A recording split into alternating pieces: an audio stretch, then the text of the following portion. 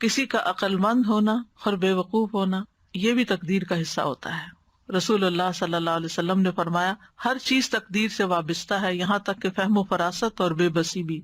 پھر موت کا وقت اور جگہ، نبی صلی اللہ علیہ وسلم نے فرمایا جب تم میں سے کسی کی موت کسی زمین پر مقرر ہوتی ہے تو اسے وہاں جانے کی حاجت پڑ جاتی ہے، جب وہ اپنے اینڈ مقام پہ پہنچتا ہے تو اللہ تعالیٰ اس کی روح قبض کر لیتا ہے، اس سے آگے نہیں جا سکتا۔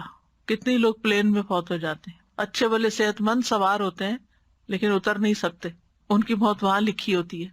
اور قیامت کے دن وہ زمین کہے گی اے مالک یہ تیری امانت حاضر ہے۔ پھر اسی طرح یہ ہے کہ احتیاط کرنا توکل کے منافی نہیں۔ اس کا یہ مطلب نہیں تقدیر میں جو ہوگا نہیں ہمیں کوشش نہیں کرنی چاہیے، کوشش بھی کرنی چاہیے اور احتیاط بھی کرنی چاہیے۔ مترف کہتے ہیں کسی کو ایسا نہیں کرنا چاہیے کہ وہ اونچے پہاڑ پر چڑھ کے خود کو نیچے گرائے اور کہے میری تقدیر میں یہ لکھا تھا، کہ بہت سے لوگ خودکشی کو کہتے ہیں جب تقدیر میں خودکشی لکھی تھی تو اس نے کر لیا، اب اس پہ کیا الزام۔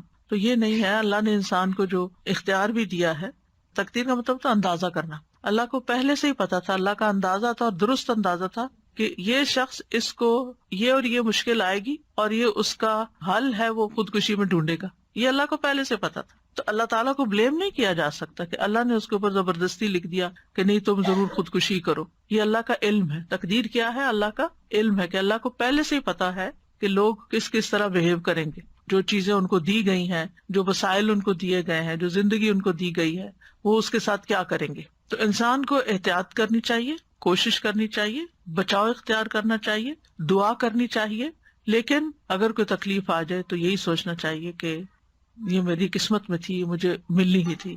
اور مومن کا رویہ کیا ہوتا ہے جب کوئی تکلیف آ جاتی ہے تو وہ سوچتا ہے کہ اللہ کا اذن تھا، اس میں کوئی حکمت ہے، اور وہ اس بات کو نہیں بھولتا کہ قل لن یصیبنا الا ما کتب اللہ لنا هو مولانا وعلی اللہ فلیتوکل المؤمنون۔ آپ ان سے کہیے ہمیں اگر کوئی مصیبت آئے گی تو وہی آئے گی جو اللہ نے ہمارے مقدر میں لکھ رکھی ہے، وہی ہمارا سرپرست ہے، اور مومنوں کو اللہ پہ توکل کرنا چاہیے۔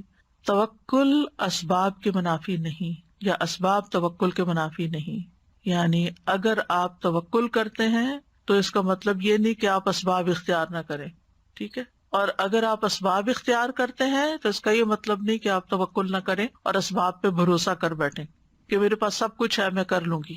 نہیں، اللہ کے اذن سے ہی ہوگا، میرا بھروسہ اللہ پہ، اللہ مجھ سے کروائے گا، میں کوشش کروں گی، کروائے گا اللہ۔ دوسری بات یہ، بیماری آ جائے، تکلیف آ جائے تو اللہ ہی کو پکاریں، فوراً دعا مانگیں، اس کی طرف رجوع کریں۔ امن یجیب المضطر اذا دعاہ ویکشف السوء، بھلا کون ہے جو لاچار کی فریاد رسی کرتا ہے جب وہ اسے پکارتا ہے اور اس کی تکلیف کو دور کرتا ہے۔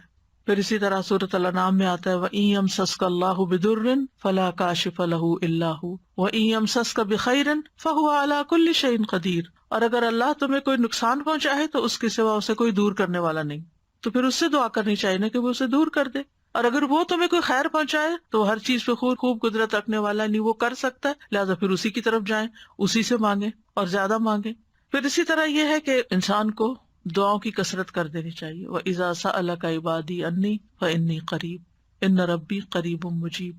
اور پھر پورا بھروسہ اللہ پہ ہونا چاہیے، کسی ڈاکٹر پر، کسی انسان پر نہیں کہ یہ کر دے گا میرے لیے، کہ ان انسانوں کی کوشش بھی اللہ کے اذن سے ہی کامیاب ہوتی ہے۔ انسانوں کو عقل کس نے دی؟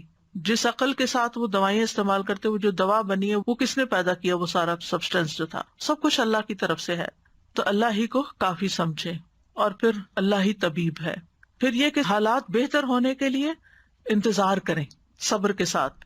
آپ دیکھیں تکلیف آتے ہوئے پتہ نہیں چلتا، اچانک ہی گلا پکڑا جاتا ہے، اچانک ہی کہیں چوٹ لگ جاتی ہے، لیکن جاتے جانے میں ٹائم لگتا ہے۔ ہر بیماری کے جانے میں یعنی میریکلز اب ہوتے ہیں، لیکن ہر یعنی جو اسباب کے تحت جو چیزیں ہو رہی ہوتی ہیں ان کا اپنا ایک وقت مقرر ہوتا ہے، کیونکہ ان کل شیء خلقناہ بقدر، ان اللہ بالغ امرہ قد جعل اللہ لکل شیء قدرا۔